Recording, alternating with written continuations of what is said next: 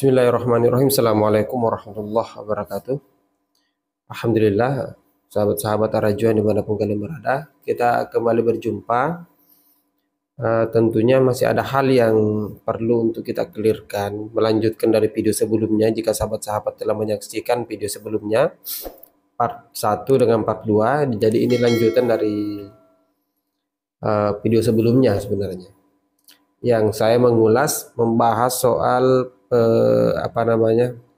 pernyataan Pak Soleh dengan istri yang kemudian meninggalkan Jokam, meninggalkan Islam Jamaah, dan kemudian membeberkan kepada kita semua, menyampaikan kepada kita semua tentang kebusukan kesesatan yang terjadi di dalam LDI itu sendiri. Nah, kalau misalnya di video sebelumnya saya sudah membahas terkait bukti baru yang kemudian disuguhkan kepada kita tentang banyak hal yang terjadi di dalam LDII, perihal orang-orang yang kemudian memutuskan diri untuk keluar dari Islam Jamaah ternyata tidak sesederhana itu. Mereka harus mendapatkan intimidasi, mereka harus diusir, mereka harus dikucilkan dan lain sebagainya. Dan ini adalah sesuatu yang sudah sering kita dengarkan, sudah sering kita bahas ya.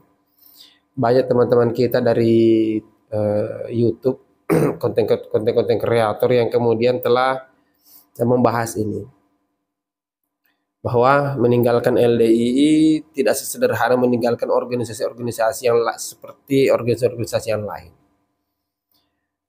Orang-orang yang ada di dalam Islam Jamaah, yang ada di dalam Jokam, ketika dia harus meninggalkan LDI pasti membutuhkan pertimbangan yang matang, pertimbangan yang sangat berat. Kenapa? Karena banyak faktor yang kemudian membuat mereka pada akhirnya terpaksa untuk berada di dalam Islam Jamaah. Termasuk diantaranya persoalan ekonomi, ataukah persoalan keluarga. Dia tidak bisa jauh dari keluarganya dan lain sebagainya. Nah, inilah hal-hal seperti inilah yang kemudian menjadi batu kerikil ya mungkin untuk saudara-saudara kita yang masih ada di dalam Islam Jamaah. Sebenarnya mereka sudah resah, mereka sudah ingin keluar dari Islam Jamaah, tapi banyak hal-hal yang kemudian mereka pikirkan itu akan berdampak buruk kepada pribadinya ketika mereka memutuskan diri untuk keluar. Nah, Pak Soleh ini mungkin adalah bagian lain dari orang-orang yang khawatir itu dan tetap memutuskan diri untuk keluar dan dengan konsekuensi yang harus dia dapatkan. Termasuk diantaranya Pak Soleh dengan keluarga harus terusir dari kediamannya, kemudian putus silaturahminya dengan beberapa keluarga-keluarga dekat yang masih ada di dalam Jokam, dan ini adalah resiko yang harus diterima oleh Pak Soleh. Nah, di sini saya akan putarkan cuplikan video sahabat-sahabat sekalian. Setelah itu kita coba diskusikan, kita coba bahas ini apakah ini adalah informasi baru, sesuatu yang bisa kita edukasikan kepada saudara-saudara kita di luar sana, khususnya yang masih ada di dalam Jokam. Kita dengarkan dulu baru kita bahas ya. Saya sudah merasa takut. Ternyata seperti itu. Dijelaskan betul bagaimana keimaman, bagaimana Islam yang benar itu dijelaskan, dan menurut saya itu sangat masuk akal sekali, ya, sangat bisa diterima oleh logika kita. Nah, akhirnya dari situ langsung saya menyatakan hijrah. Saya menyatakan hijrah wes. Terus ya sama saya oleh waktu itu disuruh untuk bunglon dulu. Tapi nggak sampai 2 bulan saya nggak tahan. Nggak tahan. Ya karena setiap pengajian itu isinya mesti ngerasani beliau, ngerasani saya kalau yang katanya berkhianat, menghabiskan uang sabilillah, yang disekolahkan di Mekah dibiayai sabilillah, malah pulang-pulang malah berkhianat, malah pengen jadi imam yang seperti itu, padahal yang saya tahu kan bukan seperti itu. Jadi bergejolak hati saya sudah nggak mau lagi menyampaikan. Saya kan mubalighot, suruh menyampaikan nggak mau lagi. Akhirnya ternyata saya dicurigai di situ. Saya sudah dicurigai. Apalagi saya sudah lama nggak pernah persenan ya, itu dicurigai. Iya, yang 10% itu sudah lama, 2 tahun lebih saya nggak. Sudah 3 tahun saya nggak persenan itu karena gejolak ini karena sama-sama di teman saya juga punya teman di Nasrani itu sama, dia pakai 10%, loh kok sama dengan apa yang saya lakukan, apa memang ada dalilnya yang seperti ini. Nah ternyata saya ditunjukkan oleh teman saya di Tirmidzi itu halaman berapa gitu saya ditunjukkan. Jadi persenan itu sama dengan Rasulullah itu sudah mengharamkan.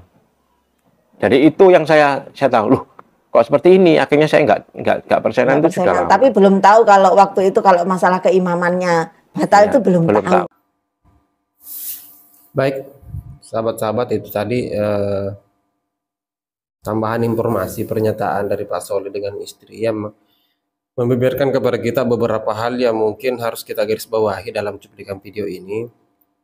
Yang pertama adalah persoalan tabayunnya Pak Soleh dengan istrinya ini kepada Ustaz Khalil, ya, orang yang kemudian menjadi patronnya mereka, orang yang pernah sangat penting di dalam Islam Jamaah tapi memutuskan diri untuk keluar meninggalkan Jokam.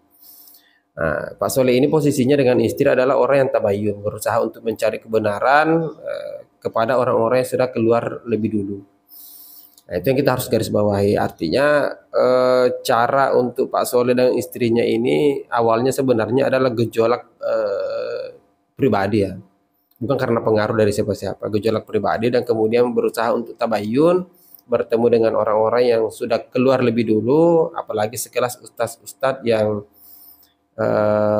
penting lah sebelumnya di dalam LDII, seperti Ustaz Khalil dan sebagainya. Yang kedua yang harus kita garis bawahi, dan tentu ini menarik sekali, adalah persoalan persenan 10%. Ini yang menurut keterangan Pak Soleh, dia punya teman orang Nasrani, dan kemudian persenan yang ada di Nasrani dengan yang diterapkan di dalam Jokam Islam Jamaah itu sama.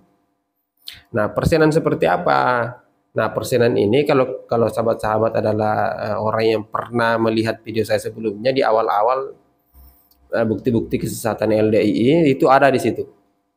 Jadi ada persenan, setiap jamaah, setiap orang-orang yang ada di dalam LDII itu memiliki kewajiban untuk memberikan persenan kepada siapa? Kepada imam, kepada amirnya.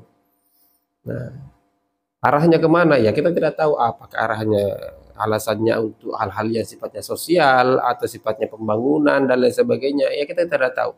Pada kesimpulannya adalah mereka memiliki kewajiban untuk memberikan persenan apapun jenis pekerjaan dan lain sebagainya.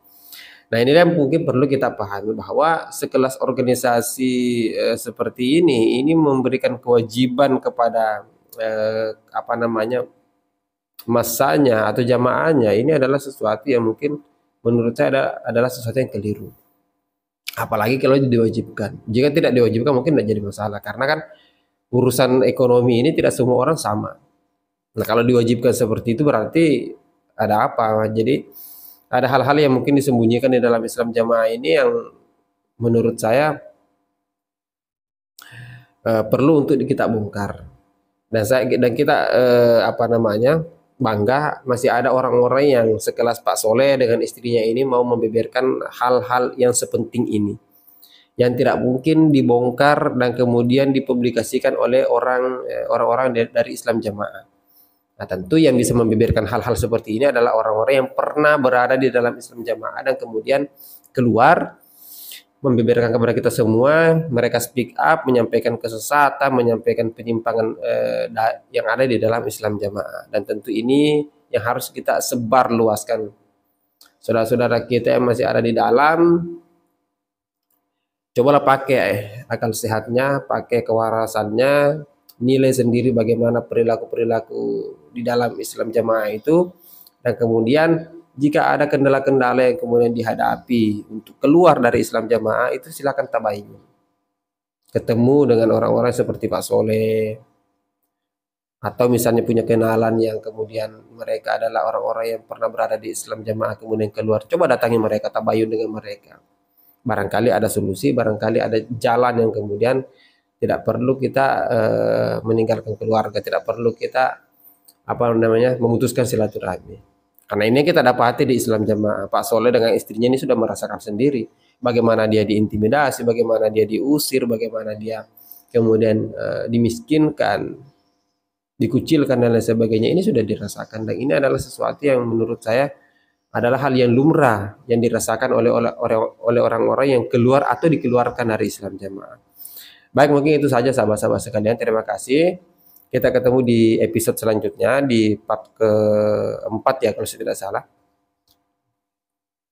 Jadi kita ketemu di part 4 dengan pembahasan yang pastinya berbeda. Baik, mungkin itu saja akhir kata. Wallahu muwaffiq ila aqwamit thoriq. Assalamualaikum warahmatullahi wabarakatuh.